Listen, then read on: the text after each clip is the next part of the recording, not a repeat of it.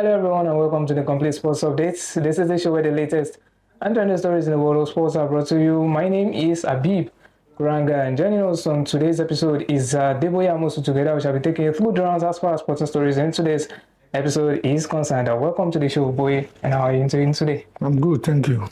Absolutely. It's always a good and amazing feeling to be back on the Complete Sports Update. The Super Falcons of Nigeria comprehensively defeat the Black Queens of Ghana in their final preparatory match ahead of the 2024 Women's Africa Cup of Nations in Morocco. Chiwendu Yezuo, Asisat Oshoala, as well as the captain of the side, Rasheedat Ajibade, were all on the score sheet for Coach Justin Madugu's side ahead of their Mission X in North Africa. So, boy, welcome back to the show once more. And the Super Falcons of Nigeria actually defeated their arch rivals in the Jollof Derby, 3-1 against the Black Queens of Ghana. What do you have to say about the result? And what kind of message do you think this victory actually sent to other teams ahead of this competition? It was a good one from the Super Falcons. We also the friendly against Portugal. It was a battling display against the Portuguese. Though they started the game a bit slow, but they came out stronger in the second half, especially with the introduction of Halima Tainde, Ashley, and Onumono in attack. So against the Ghanaians, I think if you look at the African teams at the moment, in terms of women's football, you could see the Black Queens among the best 5 teams on the continent.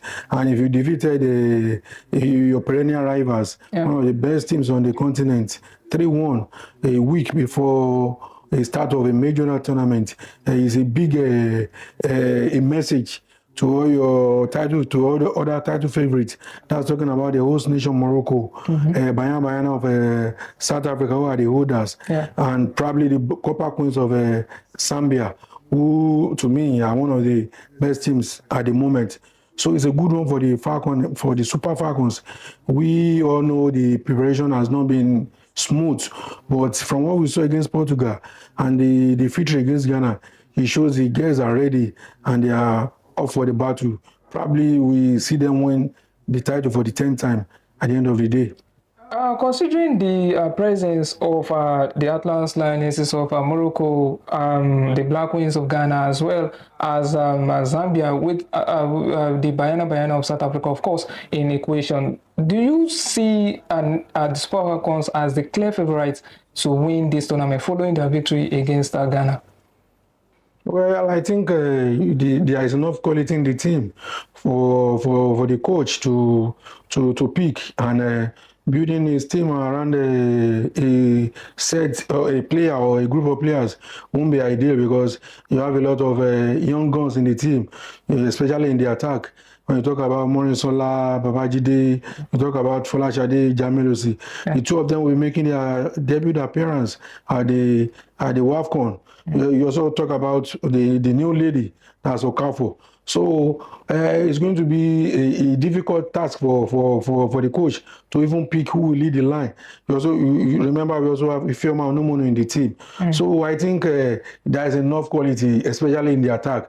So the other teams in the competition should definitely be afraid of the Super Falcons. Absolutely, the other teams should actually be very afraid of what the Super Falcons have in stock for them ahead of this tournament. So let's talk about the former Super Falcons head coach, Randy Waldrum, who actually granted an interview and talked about the football development in Nigeria, talked about the problems, as well as, him coming back to the fold, becoming the manager of the Falcons, if the conditions are right in terms of having the freedom to choose his own backroom staff and all of that. So do you think this statement could have some sort of implications, considering the fact that the tournament is actually days away, and having a manager coming up to say all sorts of things, and also talking about potentially replacing a man that will be leading the Falcons to a tournament that they are actually